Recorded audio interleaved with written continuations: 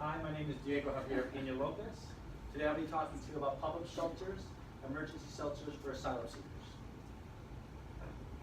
Our objective, we need your help for resources for our partners in the community.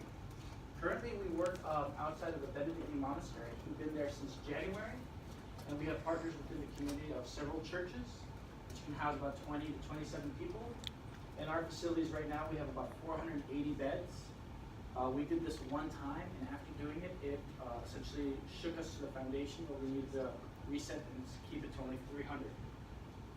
Our work at this program, as I will further talk about, has gotten notoriety from the New York Times, Washington Post, local news media, and national and global news media. And we need to continue working together to develop a better system. What we currently do in Tucson is recognize and restore human dignity for those released to us from Customs, Border Patrol, and ICE. We help recognize their human dignity and give them support as they reach their families and be able to reach their final destination. These asylum seekers are fleeing from violence, persecution, and poor living conditions.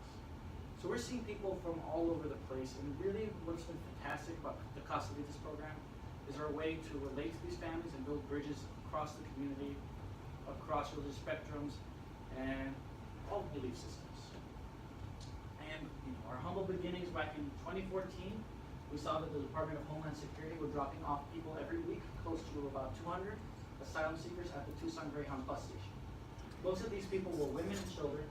This led to an overcrowding at the bus stations, and people left out on the streets after they closed. This time where people volunteering for Casa Mira Post and different organizations locally, and they were helping these families there and taking them to their own homes. Catholic Community Services, seeing this, started providing a small space for storing items. From there, it grew to being a drop-off place for the families. And seeing the community's engagement, they eventually donated a house with 5 bedrooms and 2 bathrooms. And we were running out of there until recently, October 2018. And the first day that this started, I got a phone call around 5:30 in the evening saying we got a little bit of a thing. And they had to go to Catholic Community Services main office. And they told me there that they were going to be releasing 1,100 people across Arizona at one time. So from there, we set up a shelter within a church for initially 100 people to 150, working with the Red Cross. Since then, we've seen a drop-off of around 7,500 asylum seekers. This is a sharp increase of what we saw before, where it's about 350 families per year.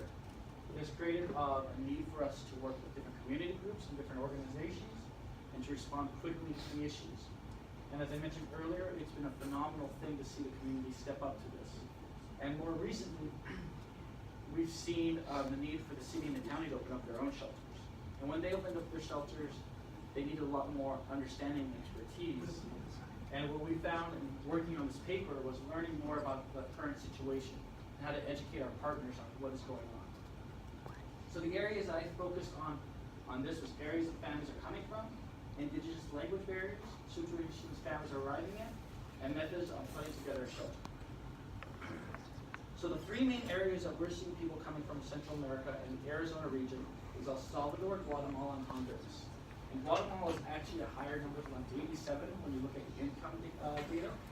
And you'll see with Guatemala, learning more about the culture there, that there's about 23 different indigenous languages all across Guatemala. And these families are fleeing primarily from persecution, from the cartels, gangs, and within their own country's government. And this report says in 2016, Global Witnesses reported note that out of 185 environmental rights defenders murdered in the world in 2015, 2/3 corresponded to Latin America, many of whom are indigenous defenders. So you can see a drastic effect that is happening to indigenous people, who oftentimes are dealing with all these persecutions and these issues. So to make sure that the services what we provide recognizes these indigenous people and try to build these bridges with them and understanding their cultures and their backgrounds. Also recognizing that these people, that they're fleeing from these horrible living situations, when they present themselves for asylum, are put into these things called ice boxes, ice cells, for up to 72 hours and then released to us. Oftentimes, as you can see with this photo, with no shoelaces. They remove all hair bands from them as well. And they oftentimes haven't been eating and drinking enough that they're used to. So we want to make sure that the other shelters and the other organizations know and recognize what kind of condition these families are coming in. One other little story that goes with this is one of the first shelters with the city was renting. They started serving them large quantities of food and didn't realize these families haven't eaten upwards of 3 days or longer. And these people got tremendously sick, and we worked with them on recognizing that they need to serve for their first meal soup in order to give their chance for their stomachs to expand. Okay. The shelter resources that I'm saying that we should start building here and developing is looking at first greeting the families when they first arrive, at the buses, talking to them, letting them know that we're all volunteers. From there, taking them to our sanctuary where we greet them, give them water, fruit, as well as a bowl of soup, building our roster, and getting them through our intake system, where we get to know where they're coming from and where they're going across the country. From there, they get to make their travel plans with their families and sponsors across the country, giving them clothing. Oftentimes the government, not necessarily the governments per se, the police departments and the cartels will take away all their clothing and belongings before they present themselves at the border. So we give them 2 sets of clothes here. We explain to them their bus tickets and the way they travel, and we've developed a whole essential database to facilitate traveling from across the country and recognizing hotspots that they're going to. Working with these other shelters, we want to be able to recognize these numbers as well as seeing where we have to change and expand as these conditions keep on changing. A total of 7,753 people have come through the Religious Shelter Network since October 16th, 2018. You can see the first day was about, and with these numbers of intakes, it's about 2.4% people. So the first day we had 59 intakes, times that by 2.4. And you can see in April we had large numbers coming through, which had the demand for the county and the city to get involved. So looking at these numbers and recognizing that we need to build partners, as I mentioned, the Tucson Rec Center was converted to a shelter where it housed 120 people. And we worked with them on getting the resources from the Red Cross, on developing their database system, and putting this network together. As we further develop these resources, and we may have to open up shelters periodically because of large numbers like this, what I want us to consider is planning ahead. You know, during this situation, the city gave me the opportunity to call buses whenever I needed to, the city buses, to pick up families from our monastery and take them to any shelter that I need in the community. It's a great resource to have, but it's not cost effective. And we need to think about better ways of implementing the cost to the city and the county, as well as our organization. What I want to look at is planning ahead is essentially getting enough cots stored. I would say about 100 to 120 for a facility to open up anywhere in the county or city, as well as Red Cross blankets for those cots, travel packs for the families, as well as, you can see I like this position, as well as having maps and other resources for Indigenous speakers, as well as translating phone numbers for services for those families that speak Indigenous languages.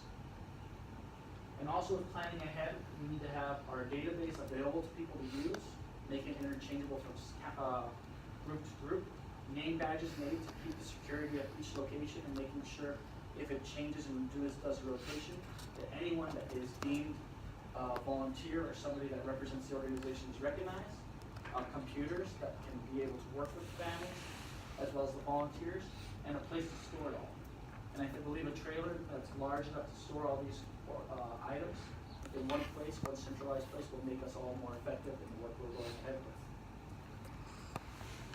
These are some of my references for the information I've gathered here. And I also want to note my experiences back in June with first working in this area. I went to Phoenix and for the child reunification. And when I went there, we were waiting to hear from Border Patrol about families reunifying. And I'm waiting there for several hours, and nothing's happening. Eventually, we found out that those families were just dropped off at the bus station without any notification to anyone. And the organization there in Phoenix was like, "What are we supposed to do?" And I'm like, "We were supposed to be at the bus station 20 minutes ago."